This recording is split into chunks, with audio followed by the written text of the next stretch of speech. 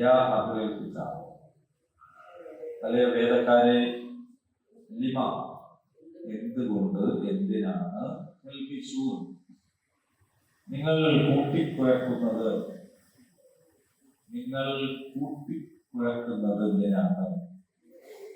അൽ ഹഖ്, ഹഖ് സത്യം, സത്യത്തെക്കാൾ അർത്ഥവൈകുല്യമുള്ള ഹഖ്,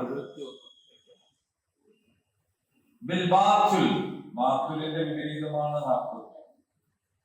വെറും ഒരു കളവ് എന്നത് അല്ല,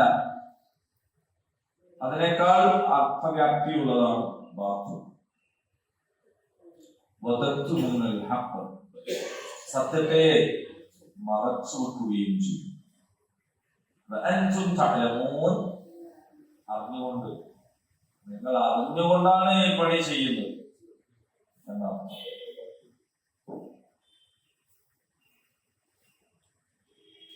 നമ്മള് കുറച്ച് അർത്ഥങ്ങളൊക്കെ മുമ്പ് തന്നെ പറഞ്ഞിട്ടുണ്ട്, അതുകൊണ്ട് ധാരാളമായിട്ട് പറയേണ്ട ആവശ്യമില്ല. ഒരു വസ്തുവിനെ മറ്റൊരു വസ്തുവിന്റെ ഉള്ളിൽ പ്രവേശിപ്പിച്ചു എന്നതാണ് തൽബിസൂൻ. അപ്പൊ ഒന്നിന്റെ യഥാർത്ഥ രൂപം മറ്റൊന്നുകൊണ്ട് മറച്ച് അവ്യക്തമാക്കുക. നമുക്കതല്ലേ ചെയ്യുന്നത്, ഒന്ന് കാണാണ്ടിരിക്കാൻ വേണ്ടിട്ടല്ലേ വസ്ത്രം ധരിക്കും. അപ്പൊ അങ്ങനെ മറച്ചു വെക്കുക, അവ്യക്തമാക്കുക. അപ്പൊ സത്യത്തെ മറച്ചു വെക്കുക, അവരത് അറിയാതെ ചെയ്യുന്നല്ല, അങ്ങനെ ഉണ്ടല്ലോ, അറിഞ്ഞുകൊണ്ടാണ്ട് ചെയ്തു പോകുന്ന ഒരു കാര്യമില്ല, ബോധപൂർവമാണ്, അറിഞ്ഞുകൊണ്ടാണ് അവരത് ചെയ്യുന്നത്.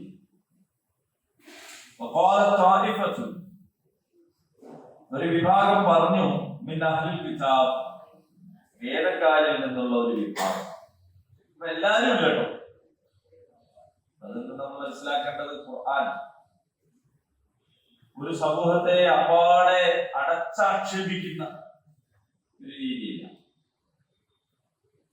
ഒരു കൂട്ടര് എന്തെങ്കിലും ഒന്ന് ചെയ്താൽ ആ കൂട്ടത്തിലുള്ള എല്ലാവരെയും മോശമാക്കി പറയുന്ന രീതിയൊന്നുമില്ല. അതുകൊണ്ടാണ് അവരിൽ ഒരു വിഭാഗം, അങ്ങനെ ചെയ്ത ഒരു വിഭാഗം. അപ്പോൾ വംശീയമായി, ജാതീയമായി, വർഗപരമായി, സാമുദായികമായി ഒന്നും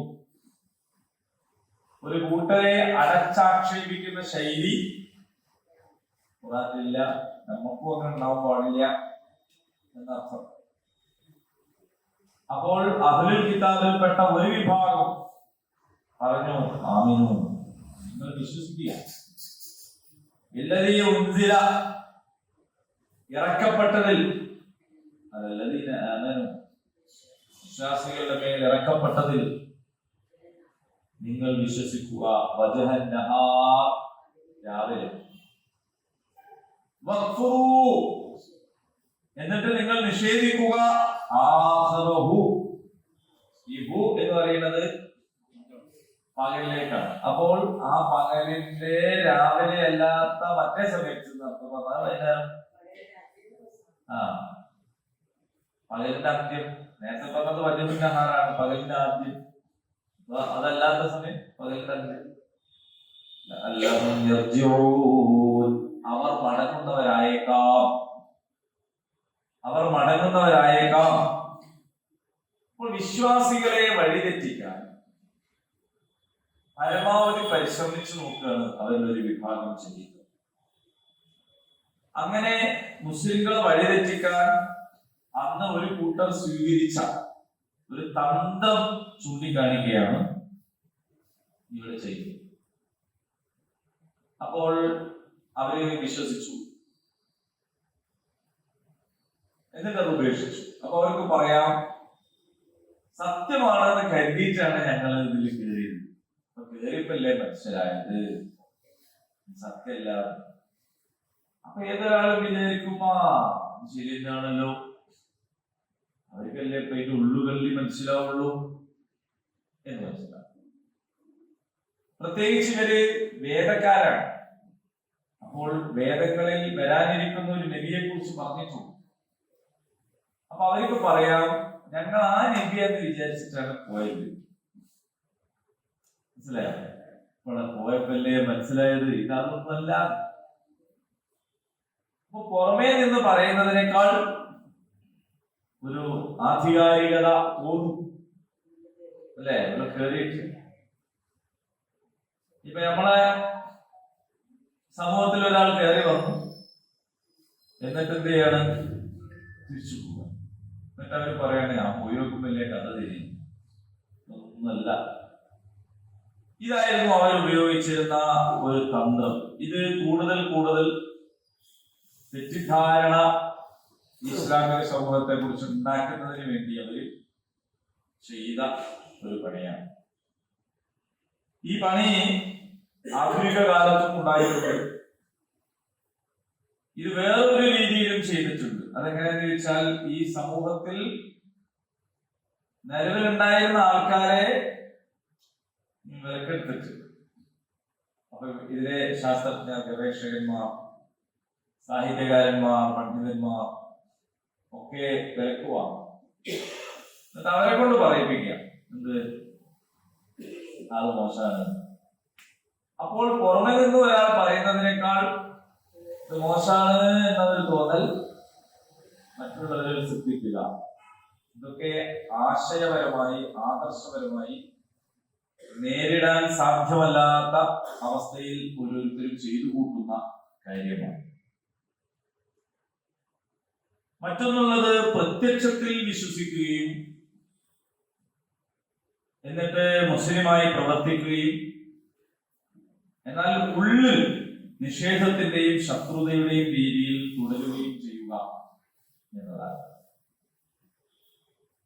അതല്ലെങ്കിൽ ഇസ്ലാമിനെ അതിന്റെ ബാഹ്യമായ രൂപത്തിൽ അംഗീകരിക്കുകയും അതിന്റെ ആന്തരിക അർത്ഥങ്ങൾ നിഷേധിക്കുകയും ചെയ്യുക എന്നതാണ്. അപ്പൊ ഈ പണി കൂലി വാങ്ങിയിട്ടും അല്ലാതെയൊക്കെ ഇക്കാലത്തും തുടരുന്നുണ്ട് എന്ന് വേണം മനസ്സിലാക്കാൻ. ചിലപ്പോ ഇസ്ലാമിക സമൂഹത്തിനകത്ത് പ്രവേശിച്ച് അതിനുള്ളിലെ രഹസ്യങ്ങളും നീക്കങ്ങളും ഒക്കെ മനസ്സിലാക്കി എന്നിട്ട് അത് പുറത്ത് അറിയിക്കാനും കാണിക്കാനും ഒക്കെ വേണ്ടിയുള്ള രീതി അവലംബിക്കുക എന്നതും ഇത്തരക്കാരുടെ ഒരു ഉദ്ദേശമാണ്. അപ്പൊ നമുക്ക് തോന്നുന്നു ഇതിനകത്ത് എന്താ അതിനകത്ത് രഹസ്യമുള്ളത്? എന്താ രഹസ്യമുള്ളത്? ഒരാള് പൊന്നാനി പോയിട്ടോ പോകാതെയോ ഇസ്ലാം സ്വീകരിച്ചു എന്ന് വിചാരിക്കും. പോയാലും തന്നെ അവർക്ക് ഒരു സർട്ടിഫിക്കറ്റ് ഉണ്ടെങ്കിലാണ് നല്ലത്. പേര് മാറ്റാനും മറ്റു കാര്യങ്ങൾക്കൊക്കെ അതിന് വേണ്ടിയിട്ടാണ് അധികം ആളുകൾ അവിടെ പോകുന്നത്. അങ്ങനെ ഒരാൾ സ്വീകരിച്ച് ഇവിടെ വന്ന് നമ്മളെ കൂടെ കൂടി, ഇവിടെ എന്താ രഹസ്യം? ഇപ്പൊ നമ്മളെ മഹലിലോ പള്ളിയിലോ ഒക്കെ അങ്ങനെയുള്ള ഒരാള് നമ്മളെ കൂടെ കൂടിയിട്ട് രഹസ്യം ചോർത്താൻ തീരുമാനിച്ചാൽ ഇവിടുന്ന് കിട്ടാവുന്ന രഹസ്യം എന്താണ്? പരമാവധി പോയാല് നമുക്ക് സംഭാവന തരുന്ന ആൾക്കാരുടെ ലിസ്റ്റ് ചിലപ്പോൾ കിട്ടും, അല്ലെങ്കിൽ ഇത്ര സക്കാത്ത് ഉപയോഗത്തൊക്കെ കൊടുക്കേണ്ട ഒരു ലിസ്റ്റും. അത് പരസ്യപ്പെടുത്തിയാല് എന്താ സംഭവിക്കാം? വേറെ എന്താ നമ്മളൊക്കെ രഹസ്യമുള്ളത് എന്തെങ്കിലും ഉണ്ടാവും. നമ്മുടെ പള്ളിയില് ജുമാ ഖുതുബ കേൾക്കാൻ ഏതോ ഒരാള് വന്നു. അയാൾക്ക് നല്ലൊരു പ്രസംഗം ഉത്ബോധനം കേൾക്കാനല്ലാതെ വേറെ ഒന്നുമില്ലല്ലോ. നമ്മള് ഖുർആൻ ക്ലാസ് എടുക്കുന്നു. ഇത് ഓൺലൈനായിട്ട് യൂട്യൂബിൽ ആർക്കും തുറന്ന് കേൾക്കാൻ പറ്റുന്നത് പോലത്തില്ല. അപ്പൊ അത് മുസ്ലിങ്ങൾക്ക് മാത്രമായിട്ട് എന്തെങ്കിലും ഉണ്ടോ? നമ്മൾ മുസ്ലിങ്ങളോട് മാത്രം പറയുമ്പോ അവർക്ക് മനസ്സിലാവുന്ന ഭാഷയിൽ പറയും എന്ന് മാത്രം. നമ്മൾ പറയും റസൂലുള്ളാഹിക്ക് നബുവത്ത് കിട്ടി എന്നൊക്കെ പറയും. അപ്പൊ ഇത് അല്ലാത്ത ഒരാൾക്ക് എന്താണെന്ന് ചിലപ്പോൾ മനസ്സിലാവില്ല എന്ന് മാത്രം. റഹ്മാൻ റഹീമായ അള്ളാഹുവിന്റെ റിള ലഭിക്കാൻ വേണ്ടിയാണ് നമ്മുടെ പരിശ്രമം ഒക്കെ ഉള്ളത്. ബർസഖിയായ ജീവിതത്തിലും ഉഖ്റവിയായ ജീവിതത്തിലും ഒക്കെ അള്ളാന്റെ നില കിട്ടണം. ഇതിപ്പോ ഈ പറഞ്ഞതിന്റെ അകത്ത് പ്രത്യേകിച്ചൊന്നുമില്ല. പക്ഷെ ഇത് നമ്മളൊരു പരിസരത്ത് നിൽക്കുന്ന ആൾക്കല്ലാതെ മുഴുവൻ മനസ്സിലാവും. കാരണം അതിൽ നമുക്ക് അറബി ഭാഷ അല്ലെങ്കിൽ നമ്മുടെ ഇസ്ലാമികമായ ടേംസ് കടന്നു വരുന്നു. അത് നമ്മൾ മുസ്ലിം അല്ലാത്ത ഇതുമായിട്ട് ബന്ധമില്ലാത്ത ഒരാളുടെ മുമ്പിലാണ് പറയുന്നതെങ്കിൽ നമ്മൾ എന്ത് പറയും? നമ്മളെ പ്രവാചകന് പ്രവാചകത്വം ലഭിച്ചതെന്നും ദൈവത്തിന്റെ തൃപ്തി കിട്ടാനെന്നും മരണാനന്തര ജീവിതത്തിലെ സന്തോഷം ലഭിക്കാനെന്നും ഒക്കെ നമ്മൾ മലയാളത്തിലേക്ക് പറയും. ഇതല്ലാതെ എന്തില്ല, രഹസ്യങ്ങളൊന്നും ഇതിലില്ല. അങ്ങനെ രഹസ്യങ്ങളും കാര്യങ്ങളും ചോർത്താനൊന്നും ഇല്ലാത്തതിന്റെ കാരണം നമ്മുടെ കയ്യിലുള്ള ഇസ്ലാം എന്ന് പറയുന്നത് ഇപ്പോൾ ഒരു മതമാണ് എന്നുള്ളത്. ഈ ആയത്തിറങ്ങുന്ന കാലത്ത് ഇത് മതം മാത്രമല്ല, ഇത് രാഷ്ട്രം കൂടിയാണ്. അപ്പൊ റസൂലുള്ളാഹി സ്വല്ലല്ലാഹു അലൈഹി വസല്ലം നയിച്ചുകൊണ്ടിരിക്കുന്ന ഒരു സൊസൈറ്റിയിൽ ആ രാഷ്ട്രത്തിലെ മറ്റുള്ളവരുമായിട്ട് സ്വീകരിക്കേണ്ടുന്ന തന്ത്രങ്ങൾ ഉണ്ടാകും.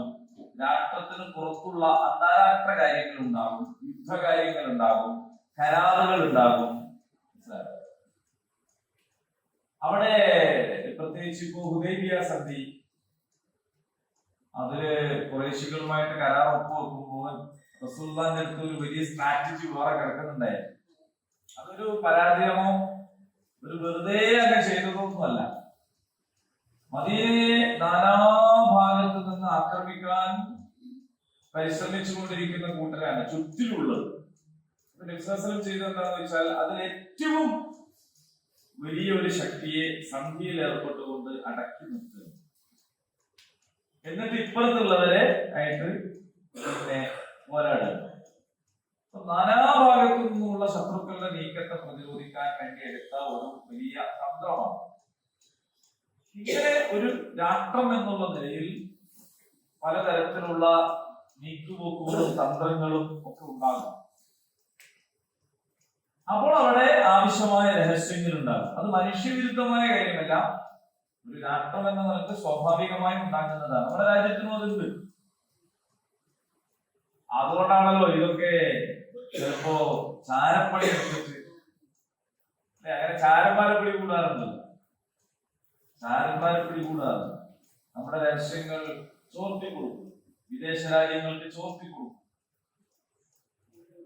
അങ്ങനെയൊക്കെ ഉണ്ടാവും. അപ്പൊ ഈ ഒരു ഇസ്ലാം ആശ്ലേഷത്തിന് പിറകിൽ അങ്ങനെ ഉള്ള തന്ത്രങ്ങളും തീരുമാനങ്ങളും നീക്കങ്ങളും ചോർത്തിക്കൊടുക്കുക എന്ന് പറയുന്ന ഒരു രീതിയും അവർ ഉദ്ദേശിക്കുന്നുണ്ട്. അപ്പൊ അവരുടെ ഒരു തന്ത്രമായിരുന്നു അത്. മദീനയിലെ ഇസ്ലാമിക് സ്റ്റേറ്റിൽ റസൂലുള്ളാഹി സ്വല്ലല്ലാഹു അലൈഹി വസല്ലമയുടെ ഇസ്ലാമിക ഭരണത്തിൽ നിന്ന് ചിലത് സ്വീകരിച്ചിട്ട് എന്ത് ചെയ്യാനാണ്? കാരണം ക്രൈസ്തവരായ ആളുകൾ നബിയുടെ അടുത്ത് വന്നിട്ട് ഒരു മതസംവാദം നടത്തി,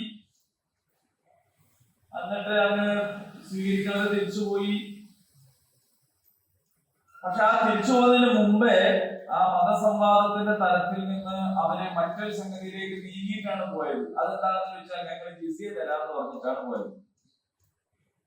അപ്പൊ രണ്ട് മതപണ്ഡിതന്മാർ തമ്മിൽ നടക്കുന്ന സംവാദത്തിൽ ജിസിയക്ക് പ്രത്യേകിച്ച് പ്രസക്തിയൊന്നുമില്ല. നികുതി തരാം എന്ന് പറയുന്നതിൽ പ്രസക്തിയില്ല. ഒരു ഹിന്ദു പണ്ഡിതനും ഒരു മുസ്ലിം പണ്ഡിതനും തമ്മിൽ മതത്തെ കുറിച്ച് സംവാദം നടത്തിയാൽ സംവാദത്തിൽ ചിലപ്പോൾ രണ്ടാളും ജയിക്കും, ചിലപ്പോൾ രണ്ടാളും തോൽക്കും, ചിലപ്പോൾ ഒരാൾ ജയിക്കും, ഒരാൾ തോൽക്കും. ഇതിലിപ്പോ സംവാദം നടക്കുക നടന്നുകൊണ്ടിരിക്കുന്ന. പക്ഷെ ഇവിടെ നബി സല്ലല്ലാഹു അലൈഹി വസല്ലമയുടെ അടുത്തേക്ക് വന്ന ക്രൈസ്തവ സംഘം, നജറാനിലെ ക്രൈസ്തവ സംഘം സംവാദം നടത്തി സന്തോഷം രേഖപ്പെടുത്തി പിരിഞ്ഞു പോകുന്നതിന് പകരം അവരെന്താ ചെയ്തത്? ഞങ്ങൾ ജിസിയ തരാം. ഈ ജിസിയ തരാം എന്ന് പറയുമ്പോൾ നബി സല്ലല്ലാഹു അലൈഹി വസല്ലമയുടെ അടുത്ത് ഇവരോട് സംവാദം നടത്താനുള്ള ആശയാദർശങ്ങൾ മാത്രമല്ല ഉള്ളത്, അവരെ കൂടി നിയന്ത്രിക്കാനുള്ള ഭരണാധികാരം കൂടി ഉണ്ട്. അതുകൊണ്ടാണ് ഞങ്ങൾ ജിസിയ തരാം, ഞങ്ങൾ എന്ത് ചെയ്തില്ല, ഇസ്ലാം സ്വീകരിക്കാൻ തീരുമാനിച്ചിട്ടില്ല. അപ്പോഴാണ് റസൂലുള്ളാഹി പറയുന്നത് ആയിക്കോട്ടെ, പറ്റൂല, ഇസ്ലാം സ്വീകരിക്കണം എന്ന് നിർബന്ധമല്ല. പക്ഷേ ഇസ്ലാം സ്വീകരിച്ചിട്ടില്ലെങ്കിൽ നിങ്ങൾ എന്ത് ചെയ്യണം? ഒന്നുകിൽ ഇസ്ലാം സ്വീകരിക്കുക, അല്ലെങ്കിൽ ജിസിയ ചെയ്യുക. അപ്പോഴും തെറ്റിദ്ധാരണയാണ്. അപ്പൊ മുസ്ലിം അല്ലാത്തവരോടാണ് ജിസിയ. അതെ, അത് ഞാൻ കഴിഞ്ഞ ക്ലാസ്സിൽ പറഞ്ഞിരുന്നു. ഇസ്ലാം സ്വീകരിക്കുകയാണെങ്കിൽ പിന്നെ നിങ്ങൾ എന്ത് തരണം? സക്കാത്ത് ബൈത്തുൽ മാൽ അടക്കണം. അതാണ് കൂടുതലുണ്ടാവുക. ഇസ്ലാം സ്വീകരിക്കുന്നില്ലെങ്കിൽ നിങ്ങൾ സക്കാത്ത് പിടിച്ചെടുക്കൂല. അപ്പൊ നിങ്ങളിൽ നിന്ന് രാജ്യത്തെ ജീവനും സ്വത്തിനും സംരക്ഷണം കിട്ടേണ്ട പൗരന്മാർ എന്നുള്ള നിലയിൽ നിങ്ങൾ വേണം ജിസിയ. ഇതാണ് സംഭവം. അപ്പൊ ജിസിയ എന്ന് പറയുന്നത് തന്നെ ഇസ്ലാമിക രാഷ്ട്രത്തിൽ മുസ്ലിം അല്ലാതെ ജീവിക്കാൻ കഴിയുമെന്നതിന്റെ തെളിവാണ്. ഇസ്ലാമിക രാഷ്ട്രത്തിൽ മുസ്ലിം ആകാതെ ജീവിക്കാൻ ഒരാൾക്ക് തീരുമാനിക്കാം എന്നതിന്റെ തെളിവാണ് യഥാർത്ഥത്തിൽ ജിസിയ. അല്ലെങ്കിൽ ജിസിയ ഉണ്ടാവില്ല. അപ്പൊ ഒന്നുകിൽ നിങ്ങൾ വിശ്വാസികളാവുക, അല്ലെങ്കിൽ നിങ്ങൾ അവിശ്വാസികളായി തുടരുക എന്നതാണ് ജിസിയ. അപ്പോൾ ഇങ്ങനെ ഇങ്ങോട്ട് വന്നു, എന്നിട്ട് അംഗീകരിച്ചു, എന്നിട്ടായാലും പുറന്തള്ളുമ്പോൾ അല്ലെങ്കിൽ പുറത്തേക്ക് പോകുമ്പോൾ അല്ല മുനാഫിക്ക് എന്ന് പറഞ്ഞാലും പോരാ ഇവരെ കുറിച്ച്. കാരണം മുനാഫിക്കുകളെ സംബന്ധിച്ചിടത്തോളം അവര് പോകുന്നത് പ്രഖ്യാപിക്കുന്നില്ല. ഒരു കാപ്പട്യത്തോടെ തന്നെ ജീവിച്ച് കാപ്പട്യത്തിൽ തന്നെ മരിച്ചു പിരിയാണ്. ഇതങ്ങനല്ല. ഇത് അവരെന്ത് ചെയ്യുന്നു വെച്ചാൽ ഇവിടുന്ന് കിട്ടാനുള്ളതൊക്കെ പോവാണ്. അങ്ങനെ അപ്പൊ ഇത് അവര് കാണിച്ചൊരു തന്ത്രമാണ്. എന്നിട്ട് അവരോട് തന്നെ പറയാണ്, വല തുഅ്മിനൂ ഇല്ലാ ലിമൻ തബിഅ ദീനകും. നിങ്ങൾ വിശ്വസിക്കരുത് നിങ്ങളുടെ മതത്തെ പിന്തുടരുന്നവരെ അല്ലാതെ. എന്ന് പറഞ്ഞാൽ കളി കാര്യാവരുത്. നിങ്ങൾ വിശ്വസിക്കണം. എന്തിനാ വിശ്വസിക്കുന്നത്? അവരെ അവമതിക്കാനും അപമാനിക്കാനും അവരെ തകർക്കാനും അവരുടെ രഹസ്യങ്ങൾ ചോർത്താനും ഒക്കെ വേണ്ടിയാണ്. പിന്നെ വിശ്വസിച്ച് പിന്നെ അടുത്തതായി പോയത് ഒരിക്കലും വേദാണ്.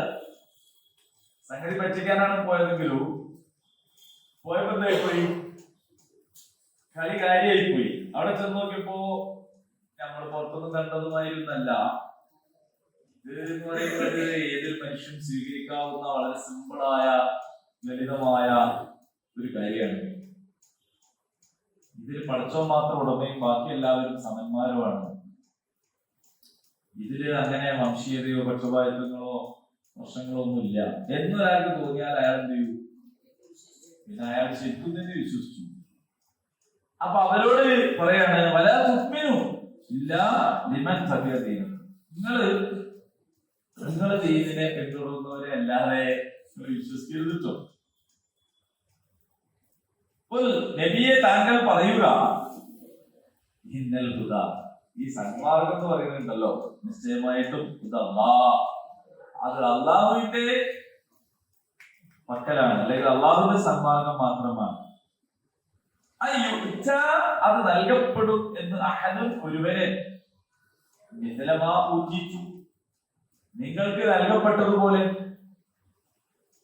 അഥവാ ഇത് ഏതെങ്കിലും ഒരു പ്രത്യേക കൂട്ടർക്ക് മാത്രം കിട്ടുന്ന ഒരു സ്വകാര്യ സംഭവമൊന്നല്ല.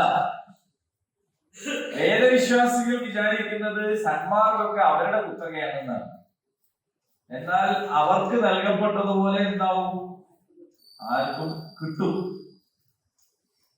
അവ യുഹാജുക്കും, അല്ലെങ്കിൽ അവ നിങ്ങളോട് ന്യായവാദം നടത്താൻ തർക്കിക്കാൻ എന്റെ റബ്ബിക്കും നാഥന്റെ അടുത്ത് പറയുക, ഇന്നൽ ഫദ്ല ബിയദില്ലാഹ്, അനുഗ്രഹം ഉള്ളത് അള്ളാന്റെ കയ്യിലാണ്. യുഅ്തിഹി മൻ യശാ, അവൻ ഉദ്ദേശിക്കുന്നവർക്ക് അവൻ കൊടുക്കും. വല്ലാഹു വാസിഉൻ അലീം, അല്ലാഹു എല്ലാം അറിയുന്നവനും ഏറെ വിശാലതയുള്ളവനുമാകുന്നു. അപ്പൊ രാവിലെ ഇസ്ലാം സ്വീകരിച്ച് പിന്നീട് ഇങ്ങോട്ട് പോരി എന്ന് പറഞ്ഞു വിടുമ്പോ ഒരു ബേജാറ്. അവിടെ തന്നെ ആയിപ്പോയതേ അങ്ങനെ വിശ്വസിക്കരുതേ. ചാരപ്പണിക്ക് പോയതാണ്, പോയി വെക്കുമ്പോണ്ടായി ശരിക്കും ആയിപ്പോയി. അങ്ങനെ സംഭവിച്ചിട്ടുണ്ടല്ലോ. നബിയെ കൊല്ലാൻ വേണ്ടി പോയി, ആളെ പോയിട്ട് പിന്നെ ഇസ്ലാം സ്വീകരിച്ചു. കാരണം ഇത് പുറമത് കേൾക്കുകയാണല്ലോ, അതെന്തല്ലോ ആണെന്ന്. ഉമർദാർക്ക് എങ്ങനെയാ പോയത്? കൊല്ലാനാണ് പോയത്. നല്ല ധീരശൂര പരാക്രമയായിട്ടാണ് പോയത്. പക്ഷേ പോയി അടക്കി വെക്കുമ്പോ ഖുറാൻ കേട്ടപ്പോ നമ്മള് കേൾക്കുമ്പോഴല്ലോ, ഇത് തിരിയല്ലോ.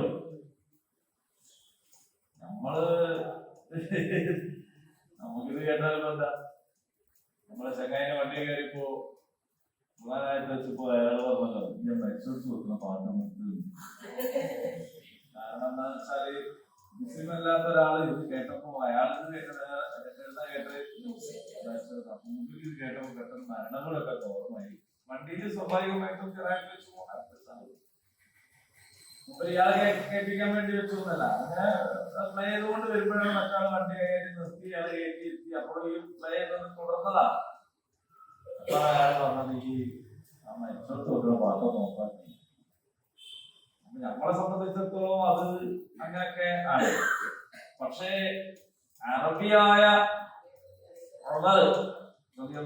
അത് കേട്ടപ്പോ അങ്ങനെയല്ലല്ലോ മനസ്സിലായി. അവ മാറി, അവ കൊല്ലാൻ പോയാളാണ് ഈ മാറുന്നത് അല്ലെ.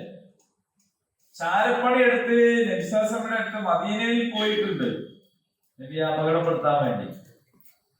പക്ഷെ അവിടെ അന്ന് അതിഥിയായി താമസിച്ച് പിറ്റേന്ന് ആള് മാറി.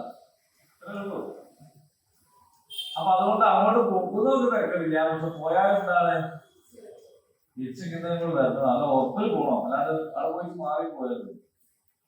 നമ്മളെ പുരോഹിതന്മാർ അതുകൊണ്ടാ പറയുന്നത്, നിങ്ങൾ പോയത്, കേൾക്കരുത്, കാണരുത്, മിണ്ടരുത്. കാരണം എന്താ വെച്ചാല് പോയി കേൾക്കുകയും കൂടി ചെയ്താലല്ലേ മാറുക. പോവാനാ വേണ്ട, അതിന് മാറൂലല്ലോ എന്നല്ല. അപ്പൊ ഇങ്ങനെ ബേജാറായിട്ട് ആണ് പറഞ്ഞത്. പിന്നെ ഈ സന്മാർഗം എന്ന് പറയുന്നത്, നുബുവത്ത് എന്ന് പറയുന്നതും ഒക്കെ ഞങ്ങളുടെ ഒരു കുത്തകയാണ് എന്നാണ് അവർ മനസ്സിലാക്കുന്നത്. ഞങ്ങൾക്കുള്ളതാണ്. അള്ളാഹു പറയാണ് അങ്ങനെ ഈ സന്മാർഗം എന്ന് പറയുന്നത് അള്ളാന്റെ അടുത്തുള്ളതാണ്. സന്മാർഗം അധികാരമൊക്കെയും ഉള്ളത് അള്ളാന്റെ കയ്യിലാണ്. അള്ളാഹു അതൊക്കെ നൽകുക വംശം നോക്കിയിട്ടും കുലം നോക്കിയിട്ടും വർഗം നോക്കിയിട്ടും ഒന്നുമല്ല. പക്ഷേ അങ്ങനത്തെ പരിപാടിയില്ല. അള്ളാഹു അത് നൽകുക അള്ളാഹുവിന് ഉദ്ദേശമുള്ളവരെയാണ്. 18ഓളം പ്രവാചകന്മാർ ഇസ്രായേൽ സമൂഹത്തിൽ വന്നു. അള്ളാന്റെ തീരുമാനമായിരുന്നു അത്. ഈ ലോകത്തെ ഏറ്റവും ഉത്തമരായ ജനതയായ ഇസ്രായേലിനെ അള്ളാഹു തെരഞ്ഞെടുത്തു. അള്ളാന്റെ തീരുമാനമായിരുന്നു അത്. അവർ ഉത്തരവാദിത്വം പാലിച്ചില്ല, നീതികേട് കാണിച്ചു. അവരിൽ നിന്ന് അള്ളാഹു തിരിച്ചു വാങ്ങി. അത് അള്ളാന്റെ തീരുമാനം. ഇപ്പൊ ഇസ്രായേലിൽ പെടാത്ത ഒരാളെ അള്ളാഹു അന്ത്യദൂതനായി പറഞ്ഞയച്ചു. അള്ളാന്റെ തീരുമാനമാണ്. അതും ഒരു ദൂതനായി മാത്രമല്ല, അന്ത്യദൂതനായി. ഇനി ഒരാൾ വരാനില്ല. ഖാത്തമുൻ നബിയ്യീൻ സീൽ വെച്ച് കളഞ്ഞു, ഇനി പറഞ്ഞില്ല.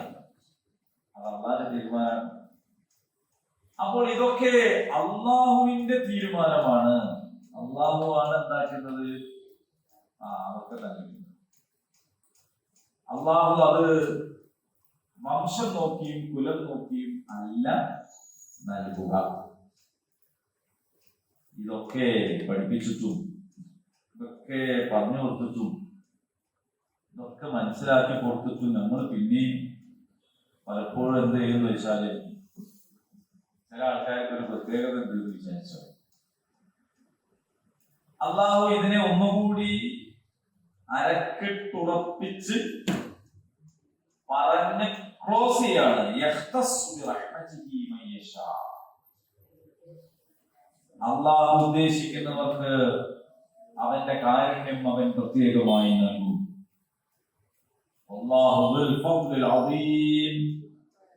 അള്ളാഹു എന്താണ്, ഏറെ അനുഗ്രഹമുടയവനാണ്. നേരത്തെ പറഞ്ഞത് തന്നെയാണത്. ഇച്ഛിക്കുന്നവർക്ക് അവൻ അത് നൽകും. അള്ളാഹു വിശാലതയുള്ളവരാണ്, അറിവുള്ളവരാണ് എന്ന് പറഞ്ഞു. അതിൽ തന്നെ ഉണ്ട്. ഒന്നുകൂടി ഒന്ന് ഉറപ്പിച്ചു പറയാൻ, മുമ്പൊക്കെ നമ്മളുണ്ടല്ലോ കൈ കഴിഞ്ഞിട്ട് ഒരു ഒഴുക്കുകളും പറഞ്ഞു എളുപ്പുണ്ടോ? അതിന് വെള്ളാണ് നിശ്ചയിക്കാതിരുന്നല്ലേ, പിന്നെ ഒഴുക്കുള്ളതിൽ പ്രശ്നമില്ല. ഉമ്മക്ക് ആദ്യം മീനൊക്കെ കഴിച്ച് കൈ കഴിഞ്ഞിട്ട് ഇങ്ങനെ വെച്ചിട്ടുണ്ട് ഒഴിക്കല്. ഇന്ന് ശരിക്കും ഒഴുക്കുള്ള മരം സുഖമാണ്, കാരണം പൈപ്പിനോട് കഴിച്ചു കൊടുത്താണ്. പക്ഷെ അന്ന് ഒരു കൈ കൊണ്ട് വെള്ളം മുറ്റുകയും ഒഴിക്കും, എന്നാലും ഒഴിക്കുകയും ഒരു ഒഴുക്കുള്ള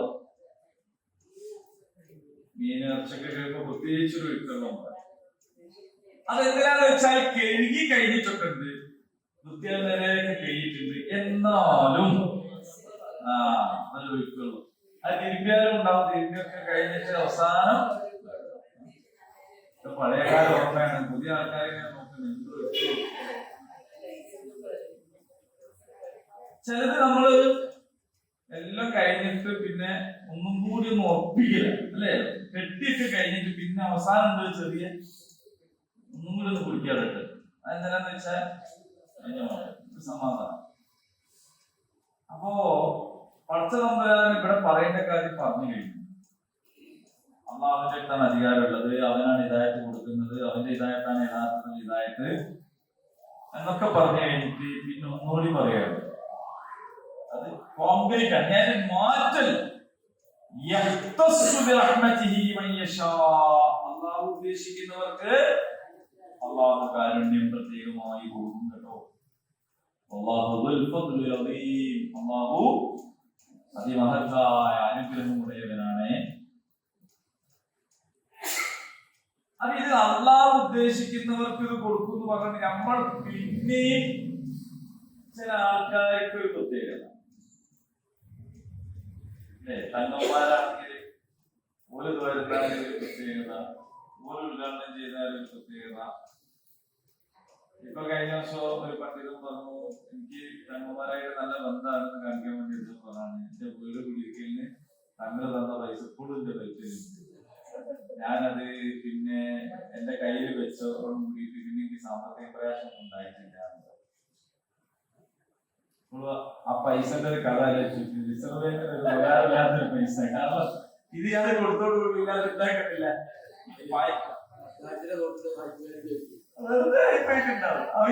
ശരിക്കും ഒരു കടലാസ് പൈസ ആവുന്നത് എപ്പോഴാണ്? അത് വിനിമയം ചെയ്യാൻ കഴിയുമ്പോഴല്ലേ. വിനിമയം ചെയ്യാൻ കഴിയാത്തൊരു സാധനം വെറും കടലാസല്ലേ, എന്തൊക്കെ കാര്യം.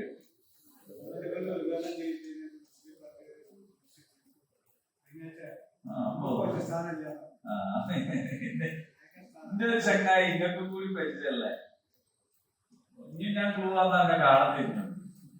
മുമ്പൊരു പാർട്ട്ണറും കൂടി വീഡിയോ ഉദ്ഘാടനം ചെയ്ത്, അങ്ങനെ പാർട്ട്ണർ കുറച്ച് ഇങ്ങനത്തെ വർക്കത്ത് ഒക്കെ വിചാരിക്കുന്ന ആളാണ്.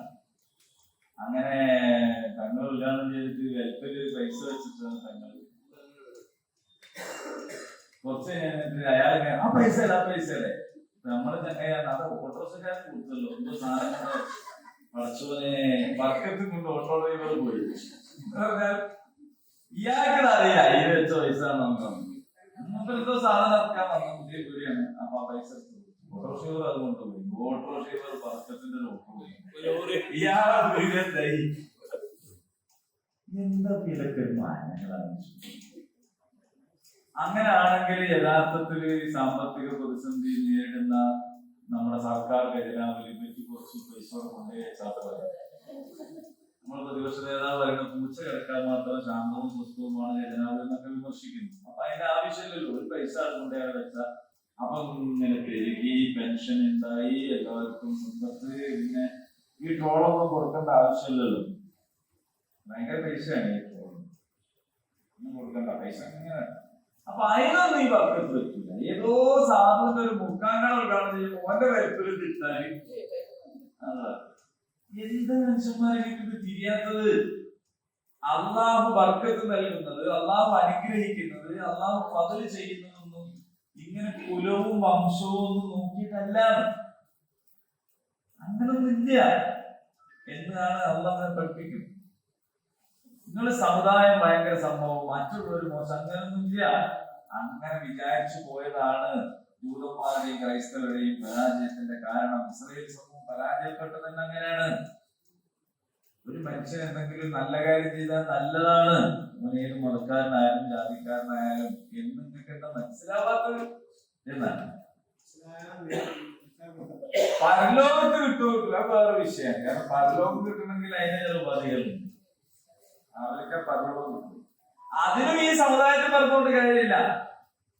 സമുദായത്തിൽ പറഞ്ഞുകൊണ്ട് കാര്യമില്ല. ഈ സമുദായം എന്ന് പറയുന്ന ഒരു സംഗതിയാണ് യഥാർത്ഥത്തിൽ നമ്മുടെ ദീനിനെ മനസ്സിലാക്കുന്നതിലുള്ള ഏറ്റവും വലിയ ഒരു പ്രതിസന്ധി എന്താണെന്ന് ചോദിച്ചാൽ, ഈ സമുദായം എന്ന് പറയുന്ന ഒരു ബൗണ്ടറി ഉണ്ട്. അത് കാരണം അപ്പൊ അതിൽപ്പെട്ട ആരെങ്കിലും എന്തെങ്കിലും ചെയ്താൽ അതൊക്കെ ഇതിലേക്കാണ് വരവെക്കുന്നത്. ഖുർആൻ അതിനെ നിഷേധിക്കുകയാണ്. അങ്ങനെയില്ല, ഇന്ന കൂട്ടർക്കുള്ളതായ ഒരു പ്രത്യേകത, അങ്ങനത്തെ ഒരു പരിപാടി ഇല്ല എന്ന് പറയും. ഇനി അഹ്ലുൽ കിതാബുകാരെ ഒന്നുകൂടി പരിചയപ്പെടുത്തി തരികയാണ്. അഹ്ലുൽ കിതാബി നമ്മൾ കഴിഞ്ഞ ക്ലാസ്സിൽ സൂചിപ്പിച്ചു. അതായത് എല്ലാവരും ഒരുപോലെ അല്ല, നിങ്ങൾ അങ്ങനെ എല്ലാവരും ഒരുപോലെ കാണണ്ട. അവരിൽ തന്നെ നീ ഒരു സ്വർണ്ണ കൂമ്പാരം തന്നെ കൊടുത്താലും അതൊക്കെ മനോഹരമായി സൂക്ഷിക്കുകയും നിന്നെ തിരിച്ചേൽപ്പിക്കുകയും ചെയ്യുന്ന ഒരു കൂട്ടർ അവരിലുണ്ട്. ഈ ആയത്തന്നെ പശ്ചാത്തലമായി അവിടെ ചില സാമ്പത്തിക ഇടപാടുകളുടെ സംഭവങ്ങളൊക്കെ ചില തഫ്സീറുകളിലൊക്കെ കാണാൻ പറ്റുന്നുണ്ട്. അത് അതിനു വേണ്ടി മാത്രമുള്ളതല്ല, എല്ലാ കാലത്തും തന്നെയാണ്, എല്ലാവരും ഒരുപോലെ. എന്നാൽ ഒരു ദീനാറാണ് കൊടുക്കുന്നതെങ്കിൽ പോലും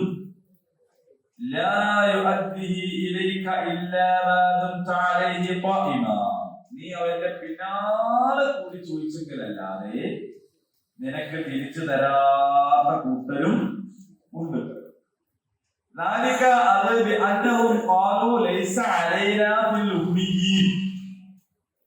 നിരക്ഷരരുടെ കാര്യത്തിൽ ഞങ്ങൾക്കെല്ലാ സബീൽ ഒരു മാർഗവും എന്ന് പറഞ്ഞതുകൊണ്ടാണ്, ഞങ്ങൾക്ക് ഒരു കുറ്റമില്ല എന്ന് പറഞ്ഞതുകൊണ്ടാണ്.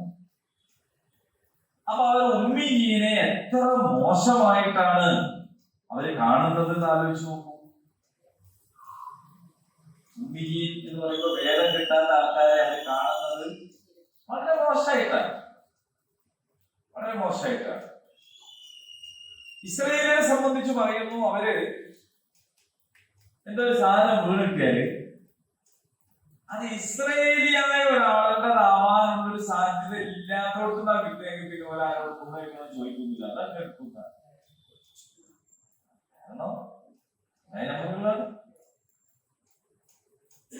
ആ നിലപാട് ഇപ്പോഴും അവർക്കുണ്ട്. അതുകൊണ്ടാണ് അവർ ഫലസ്തീനിൽ കിടന്നാക്രമണം നടത്തുന്നത്. കാരണം അതൊക്കെ ഞങ്ങൾക്കുള്ളതാണ്. നമ്മളല്ലാത്ത ആൾക്കാരൊന്നും എന്തല്ല ഇതിന്റെ അവകാശികളല്ല. ഈ വിചാരമാണ് അവരെ നയിക്കുന്നത്. അപ്പൊ അത് അവര് സ്വന്തമാക്കും. ഇസ്രായേലിയായ ഒരാളുടെ കാള ഇസ്രായേലി അല്ലാത്ത ഒരാളുടെ കാളയെ കുത്തിയാൽ പിഴയില്ല, കേസില്ല. അവരുടെ ഫിഖിന്റെ കിതാബായ തൽമൂദിൽ പറയുന്നത് ആരെങ്കിലും ഒരു ജൂതനെ കൊന്നാൽ ലോകത്തെ മുഴുവൻ മനുഷ്യരെയും കൊന്നതിന് തുല്യമാണ്. ജൂതനല്ലാത്ത ഒരാളെ ആരെങ്കിലും കൊന്നാൽ ഒരാളിനകത്ത് പ്രായശ്ചിത്തം കൊടുക്കണം. ഒരാടിനെ അറുത്തിട്ട് പ്രായശ്ചിത്തം കൊടുക്കണം. നിങ്ങൾ ആലോചിച്ചിരിക്കുക എന്താ? അപ്പൊ മനുഷ്യ ജീവനാണോ വില, ജൂതന്റെ ജീവനാണോ അവർ വില കൽപ്പിക്കുന്നത്? ഖുർആൻ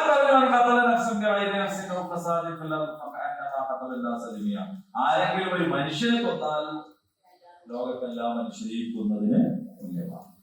ഒരു മുസ്ലിമിനെ കൊന്നാലെന്നല്ല. ഇതാണ് ഇസ്ലാം പഠിപ്പിക്കുന്ന മാനവികത എന്ന് പറയുന്നത്. നമ്മളെ നാട്ടിലും അങ്ങനെയാണ്. നമ്മളെ പാർട്ടിക്കാരനാണ് കൊല്ലപ്പെട്ടതെങ്കിൽ അവൻ ജീവ രക്തസാക്ഷിയാണ്. നമ്മളെ പാർട്ടിക്കാരൻ അല്ലെങ്കിൽ പിന്നെ വേറെ പല പേരുണ്ടോ. അപ്പൊ എന്താ കാര്യം എന്ന് വെച്ചാൽ വംശീയമായി, ജാതീയമായി, പുതിയ ഭാഷയിൽ പാർട്ടിപരമായി, സംഘടനാപരമായി ഒക്കെ കാണിക്കുന്ന പക്ഷപാതിത്വമാണ്. നമ്മളാണെങ്കിൽ രക്ഷപ്പെടുത്താൻ ശ്രമിക്കുക. എത്ര കൊടിയ കുറ്റം ചെയ്താലും അവൻ നമ്മളാളാണെങ്കിൽ രക്ഷപ്പെടുത്താൻ ശ്രമിക്കുക, നമ്മളാളാണെങ്കിൽ കുഴപ്പമില്ല എന്ന് പറയാൻ ശ്രമിക്കുക. അപ്പൊ ഇസ്രായേലിൽ കാണിച്ചിരുന്നത് ഈ ഉമ്മീൻ എന്ന് പറയപ്പെടുന്ന വേദം നൽകപ്പെടാത്ത ജനവിഭാഗം. അപ്പോ അവര് സാമ്പത്തിക ഇടപാടിൽ പലിശ, ഇസ്രായേലിനോട് പലിശ വാങ്ങാൻ പാടില്ല, അല്ലാത്തവരോട് വാങ്ങിക്കോളാം. ഇസ്രായേലിനോട് പലിശ വാങ്ങാൻ പാടില്ല, അല്ലാത്തവരോട് പലിശ വാങ്ങാം. നമ്മളെ ചില കച്ചവടക്കാരും അങ്ങനെ ചെയ്യാറുണ്ട്. നമ്മളെ ആൾക്കാർക്ക് ഒരു വില, വേറുള്ളവർക്ക് വേറെ വില. ഗൾഫിൽ നിന്ന് വന്ന ഒരാളോടാണെങ്കിൽ വേറെ വില വേണം. ഇതൊക്കെ ഇതിന്റെ ഭാഗം തന്നെയാണ്. ഞാൻ കച്ചവടം നടത്തിയപ്പോ എന്റെ പീടികയിൽ ഒരാൾ വന്നു, അറബിനെയും കൊണ്ടു. എന്നിട്ട് അറബി ഇങ്ങനെ കാര്യങ്ങളൊക്കെ നോക്കുകയാണ്. അപ്പോ ഇയാൾ എന്നോട് വന്നിട്ട് പറയും, കൂട്ട പൈസ ഉള്ളവരാണ്, ആരാണ് എനിക്ക്. അപ്പൊ ഞാൻ പറഞ്ഞു, അയാളൊക്കെ നോക്കി കഴിയട്ടെ എന്നോട് വേറെ വർത്താനം പറയാം.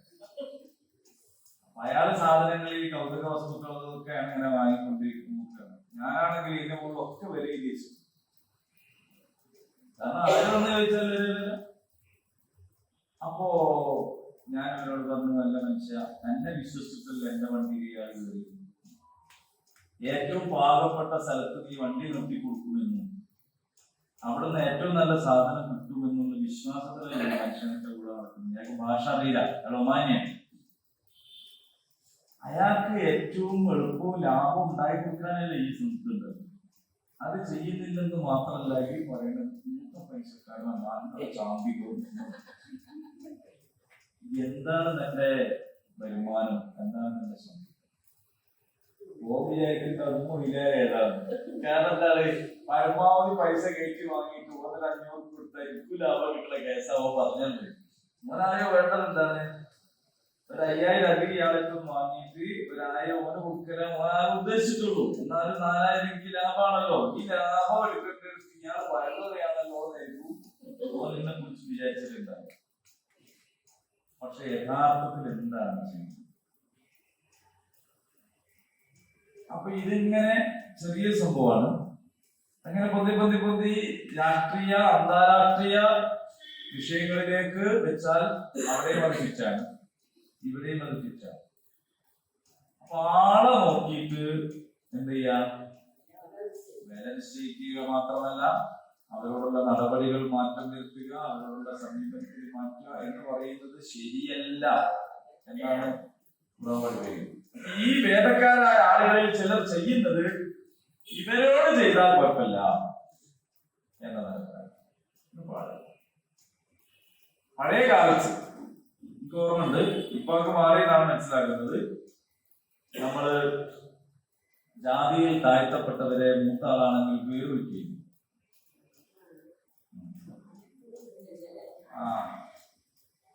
ആൾക്കാരൊക്കെ എന്താ ചെയ്തല്ലോ മാപ്പിള ചെയ്യുന്നതിനെ പറ്റി പറയും. എന്ന് പറഞ്ഞാൽ ഇക്കാക്ക എന്ന് വിളിക്കുന്ന പ്രായം ഉള്ളവരെക്കാൾ മുതിർന്ന പ്രായമുള്ള ഒരാളെ നമ്മൾ പേര് വിളിക്കും. കാരണം മതത്തിൽ എന്താണ്,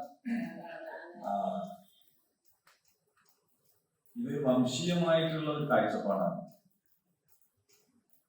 നമ്മളെ ദീൻ അതിനെ എല്ലാം ശുദ്ധീകരിക്കുന്ന, അതിന്റെ എല്ലാം മേലെയുള്ള ഒരു ദീനാണ് കേട്ടോ. അല്ലാണ്ട് നമ്മൾ പഠിച്ച നിസ്കാരത്തിന്റെ ശബ്ദം പുറത്ത് മാത്രമല്ല ഈ ഖുർആൻ പഠിപ്പിക്കുന്നത്. നമ്മുടെ ജീവിത കാഴ്ചപ്പാട് മാറ്റാനാണ് ഖുർആൻ ഒരുപാട് സ്ഥലം ഉപയോഗപ്പെടുത്തിയത്. ഈ അഹ്ലുൽ കിതാബിനെ കുറിച്ച് പഠിപ്പിക്കുന്നത് ഓലെ കുറിച്ച് മാത്രമുള്ള പാടല്ല, അതൊരു കേസ് സ്റ്റഡിയാണ്. നമ്മൾക്ക് എന്ത് ചെയ്യാനുണ്ട്, മാറാനുണ്ട് എന്നതിനെ കുറിച്ചാണ് നമ്മൾ ആലോചിക്കേണ്ടത്. എന്നിട്ട് അള്ളാഹു പറയാണ്, ഈ ഒരു സമീപനം ഉണ്ടല്ലോ, അവരുടെ ഈ ഒരു സമീപനം ഞങ്ങളുടെ മേൽ ഉമ്മിയീങ്ങളോട് ഇങ്ങനെ സ്വീകരിച്ചാൽ കുറ്റം കിട്ടൂല എന്ന് അവര് അള്ളാന്റെ പേര് കളവ് പറയാം. അറിഞ്ഞുകൊണ്ടാണ് അവർ പറയുന്നത്. കാരണം അവരുടെ കയ്യിലുള്ള വേദത്തിൽ അങ്ങനല്ല. പക്ഷെ അവരറിഞ്ഞുകൊണ്ട് കളവ് പറയാണ്. പടച്ചവന്റെ പേരിലാണ് അവര് കളവ് പറയുന്നത്.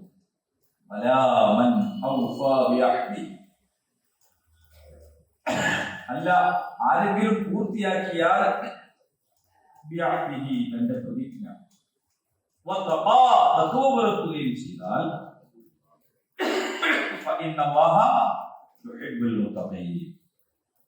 തീർച്ചയായിട്ടും അല്ലാഹു സൂക്ഷ്മത പുലർത്തുന്നവരെ ഇഷ്ടപ്പെടുന്നു.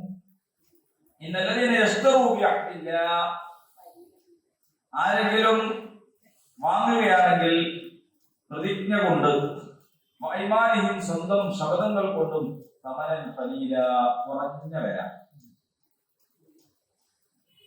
ഈ ശബ്ദം എന്താണ്, പ്രതിജ്ഞ എന്താണ് എന്ന കാര്യത്തിൽ ഒരുപാട് അർത്ഥങ്ങളുണ്ട്.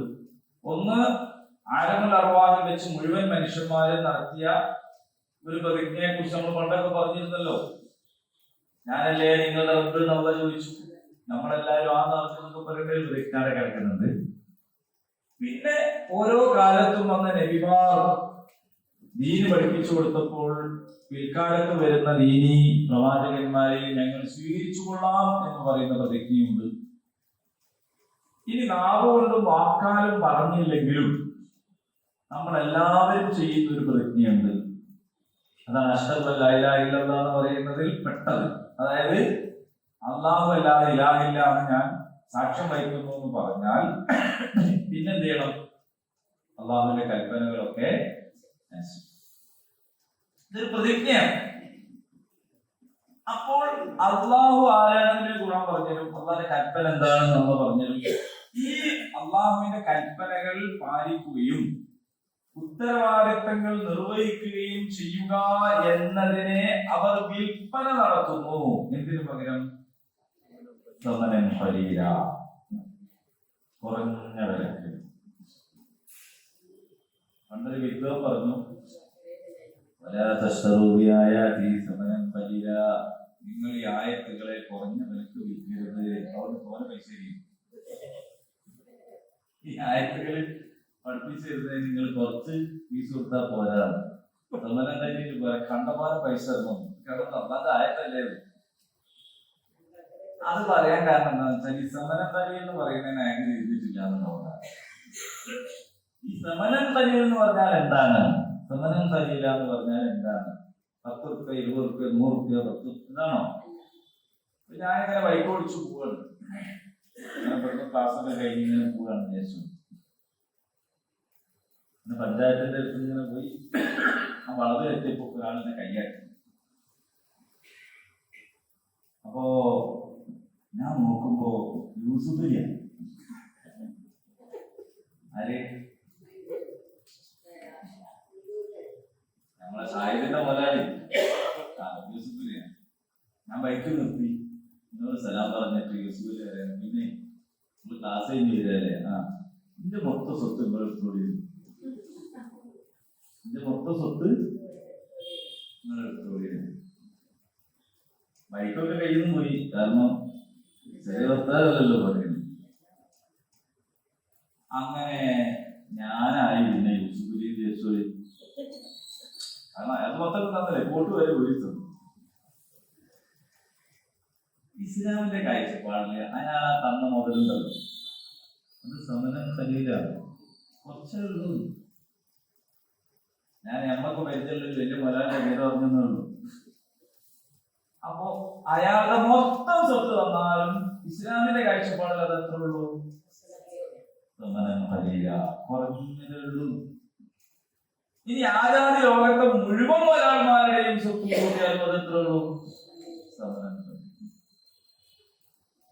ഈ ദുനിയാവും അതിലുള്ള സകലതും ഒരാൾക്ക് ലഭിക്കുന്നതിനേക്കാൾ ഉത്തമമാണ് സ്വർഗത്തിൽ ഒരു ചാട്ടവാർ വെക്കാനുള്ള ഇടം കിട്ടുന്നത്. അപ്പൊ ഈ സമനം തരില്ല എന്ന് പറഞ്ഞാൽ എന്താണ് അർത്ഥം? എത്ര വിപുലമാണ് അതിന്റെ അർത്ഥം?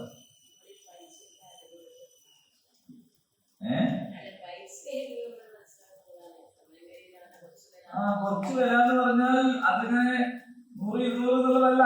ഈ ദുനിയാവ് മൊത്തം തന്നെയും വില എടുത്ത് നോക്കിയാൽ അത് ഇസ്ലാമിന്റെ കാഴ്ചപ്പാടിൽ അതെന്താണ്? കാരണം ഇസ്ലാം പഠിപ്പിക്കുന്ന വില അതിനേക്കാളല്ലോ അപ്പുറത്തുനിന്നൊരു വിലയാണ്. അപ്പോൾ അള്ളാഹുവിന്റെ നിയമങ്ങൾ പാലിക്കുകയും അനുസരിക്കുകയും അത് നടപ്പിലാക്കാൻ പരിശ്രമിക്കുകയും ചെയ്യുക എന്നതിനെ കൊടുത്ത് നിങ്ങൾ പകരം വാങ്ങുന്നത് ചിലപ്പോൾ എന്തെങ്കിലും സ്ഥാനമാനങ്ങളോ ഉദ്യോഗമോ അല്ലെ, അല്ലെങ്കിൽ എന്തെങ്കിലുമൊക്കെ സ്വത്തുവകളോ ഒക്കെ ആണെങ്കിൽ അതൊക്കെ എന്താണ് ഉള്ളൂ.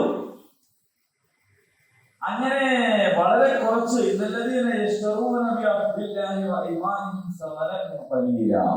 അങ്ങനെ തുച്ഛമായ വിലക്ക് സ്വന്തം ശബ്ദങ്ങളും പ്രതിജ്ഞകളും ഒക്കെ വിറ്റ് കളയുന്ന ആളുകളുണ്ടല്ലോ. അള്ളാഹു പറയാണ് അവർക്ക് പരലോകത്തിന്റെ വിഭവത്തിൽ നിന്നൊന്നും കിട്ടൂല. പരലോക വിഭവത്തിൽ നിന്നൊന്നും കിട്ടൂല.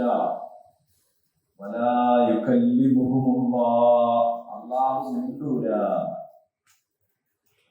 നിങ്ങളിപ്പോ ഒരാള് കായിക ട്രേഡ് സെന്ററിലേക്ക് കല്യാണത്തിന് കുറിച്ച് വിചാരിക്കുക, കത്തിന് തന്നെ 230 വിലയുള്ള കത്താണ് തന്നത്. അല്ലെങ്കിൽ അതിന് വില ഞാൻ പറഞ്ഞു പോകുന്നെങ്കിൽ നിങ്ങൾ പരമാവധി കൂട്ടിക്കൊടുക്കും. അതൊക്കെ എന്ത് കത്താണ് ചിന്തിച്ച് ക്ലാസ് നോക്കണ്ട. അതായത് അത്രയും വിലയുള്ള കത്ത് എന്നിട്ട് നമ്മളെ ക്ഷണിച്ചു. നമ്മൾ പോയി നോക്കുമ്പോ കുറെ രാജാക്കന്മാരാണ് സർവ്വത്തിലൊക്കെ നിൽക്കുന്നത്. ഇതിന്റെ അങ്ങനത്തെ സർവ്വത്ത് ഉള്ളിലേക്ക് വെറുതെ നോക്കിയപ്പോ ആണ് വലിയ ഭക്ഷ്യമേള നടക്കണമായില്ലേ. ഇങ്ങനൊക്കെ നമ്മളെ വിളിച്ച ആള് വാതിക്കലുണ്ട്, നമ്മളെ നോക്കുന്നില്ല.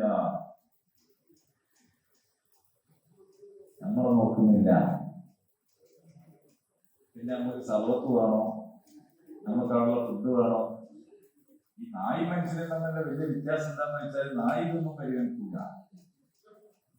പരിഗണിക്കോ? നായി പോയി നായിക്ക് കൊണ്ടുവരുന്നത് പോവാന്നല്ലാതെ. പക്ഷെ മനുഷ്യനങ്ങനെ നമ്മളിപ്പോ വീട്ടിൽ സൽക്കരിച്ച് ഭയങ്കര സംഭവക്കാർക്ക് ഒരു വാക്ക് നമുക്ക് ഇഷ്ടമില്ലാത്ത പറഞ്ഞ അപ്പം വേണിക്കൂലേ. നമുക്ക് വിശപ്പുണ്ടോ, ഭക്ഷണം നല്ലതാണോ ഒന്നല്ല, ഒറ്റ വാക്ക് പോലെ. ചിലപ്പോ ആ വാക്ക് പറയാതെ തന്നെ തെറ്റിദ്ധരിച്ചിട്ട് തന്നെ എണീച്ചു പോയ ഒരു കുടുംബം തെറ്റുകയൊക്കെ. അപ്പൊ നമ്മൾക്ക് വിശപ്പ് മാത്രം പോരാ, ഭക്ഷണം നന്നായാൽ മാത്രം പോരാ, എന്തുവാണ് നമുക്ക് അത് വളരെ പ്രധാനമാണ്. ഇവിടെ ആരാണ് അറിയോ അവരോട് ഉണ്ടാക്കുന്നത്? അമ്മ ഉണ്ടായിട്ടാണ്. വേറെ എല്ലാവരും പിണങ്ങിയാലും അമ്മ നമ്മളെ ഭാഗത്തുണ്ടെങ്കിൽ നമുക്കൊരു വിഷയമല്ല, അല്ലേ? ഒരു വിഷയമല്ല. അപ്പൊ ഇവിടെ അള്ളാഹു മഹ്ശറിൽ വെച്ച്, ആ വലിയ വൻ സഭയിൽ വെച്ച് ഇത്തരം ആളുകളോട് മിണ്ടൂല. അന്ത്യനാളിൽ അള്ളാഹു അവരെ നോക്കൂല, അവരെ നോക്കുന്നില്ല. അള്ളാഹു മിണ്ടയില്ല, അള്ളാഹു നോക്കുകയില്ല. അവരെ സംസ്കരിക്കുകയും ചെയ്യുകയില്ല. അവർക്ക് കഠിനമായ ശിക്ഷയാണുള്ളത്. ഒരു ശിക്ഷയും കിട്ടിയിട്ടില്ലെങ്കിൽ പോലും ഈ അവഗണന സഹിക്കാൻ കഴിയില്ല. സഹിക്കാൻ കഴിയോ?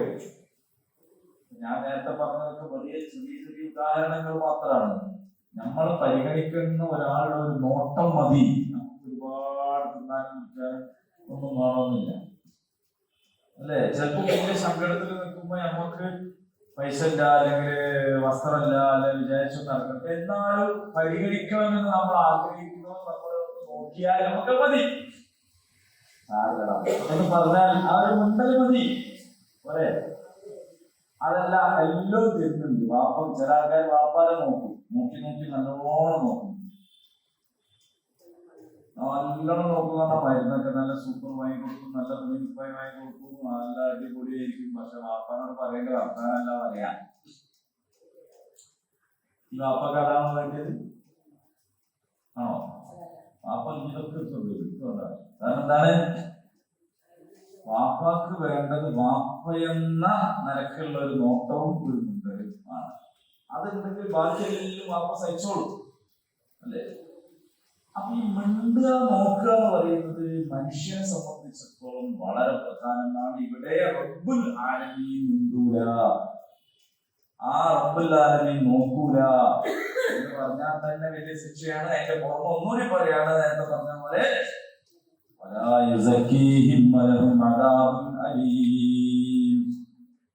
അവർക്ക് അവരെ സംസ്കരിക്കുകയില്ല, അവർക്ക് കഠിനമായ ശിക്ഷയുണ്ട്.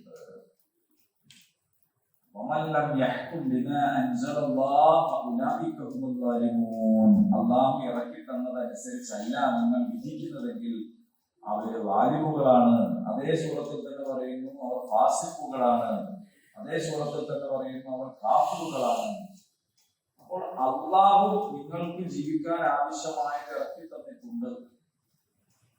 അതനുസരിച്ചുകൊണ്ട് മുന്നോട്ട് പോകുന്നതിന് പകരം, അതിനെ സ്നേഹിക്കുന്നതിന് പകരം നിങ്ങൾ ഈ ദുനിയാവിലുള്ള സ്ഥാനമാനങ്ങളോ അധികാരങ്ങളോ സമ്പത്തോ പരിഗണനയോ ആണ് വാങ്ങുന്നതെങ്കിൽ, നിങ്ങൾ ഇതാണ് വിറ്റ് കളയുന്നതെങ്കിൽ അള്ളാഹു പറയാണ് പരലോകത്ത് അള്ളാഹു അവരോട് നിൽക്കൂല, അള്ളാഹു അവരെ നോക്കൂല, അള്ളാഹു അവരെ സംസ്കരിക്കൂല, അള്ളാഹു അവർക്ക് നോവേറിയ ശിക്ഷയാണ് നൽകുക എന്ന് അള്ളാഹു സുബ്ഹാനഹു വ തആല നമ്മളെല്ലാവരെയും കാത്തുരക്ഷിക്കുമാറാകട്ടെ. നമ്മളെ ക്ലാസ്സിൽ വന്ന് പഠിക്കാൻ തുടങ്ങിയതായിരുന്നു നമ്മളെ സഹോദരി. അപ്പൊ അതിനകത്ത് വീണ് അല്ലേ പരിക്ക് പറ്റി. അള്ളാഹു എത്രയും പെട്ടെന്ന് ശിക്ഷ നൽകി അനുഗ്രഹിക്കുമാറാകട്ടെ. പ്രയാസങ്ങളില്ലാതെ നമ്മുടെ കൂടെ തന്നെ വളരെ സജീവമായി ഇനിയും പങ്കെടുക്കാൻ എളുപ്പം നൽകി അനുഗ്രഹിക്കുമാറാകട്ടെ. സമതക്കാൻ മരിച്ചുപോയില്ലേ, അള്ളാഹു മഗ്ഫിറത്തും റഹ്മത്തും നൽകി അനുഗ്രഹിക്കുമാറാകട്ടെ. വേറെ നമ്മുടെ ഇടയിൽ നിന്ന്, നമ്മുടെ പ്രിയപ്പെട്ടവരിൽ നിന്ന് പലരും അള്ളാഹുവിലേക്ക് യാത്രയായിട്ടുണ്ട്. അള്ളാഹു സുബ്ഹാനഹു വ തആല അവർക്കെല്ലാവർക്കും ബർസഖിയായ ജീവിതത്തിൽ, പരലോക ജീവിതത്തിൽ സമാധാനവും അള്ളാഹുവിന്റെ ഹൃദയം നൽകി അനുഗ്രഹിക്കുമാറാകട്ടെ. നമ്മളിൽ വേറെയും രോഗികളുണ്ട്. പലപ്പോഴും നമ്മുടെ ക്ലാസ്സിന് എത്തിപ്പെടാൻ കഴിയാത്തത് ആരോഗ്യ പ്രശ്നം കൊണ്ടാണ് എന്നുള്ളത് അറിയിക്കാറുണ്ട്. അള്ളാഹു ശിഫ നൽകി അനുഗ്രഹിക്കട്ടെ. ആഫിയത്തുള്ള ദീർഘായുസ്സ് നൽകുമാറാകട്ടെ. പരിശുദ്ധ റമദാൻ മാസം നമ്മുടെ മുമ്പിൽ ഇങ്ങനെ വന്ന് നിൽക്കുകയാണ്. പക്ഷെ ആരൊക്കെയാണ് റമദാനിലേക്ക് ബാക്കിയാവുമെന്ന് അറിയില്ല. അള്ളാഹു ഈ റമദാനിനെയും ഏറ്റവും നന്നായി പ്രയോജനപ്പെടുത്താൻ നമുക്ക് ആയുസ് വർദ്ധിപ്പിച്ചു തരുമാറാകട്ടെ. ഈ റമദാനിലേക്ക് നമ്മെയും നമ്മിലേക്ക് റമദാനിനെയും അള്ളാഹു അടുപ്പിച്ചു നിർത്തുമാറാകട്ടെ. اللهم ربنا آتنا في الدنيا حسنة وفي الآخرة حسنة وقنا عذاب النار. آمين. الحمد لله رب العالمين.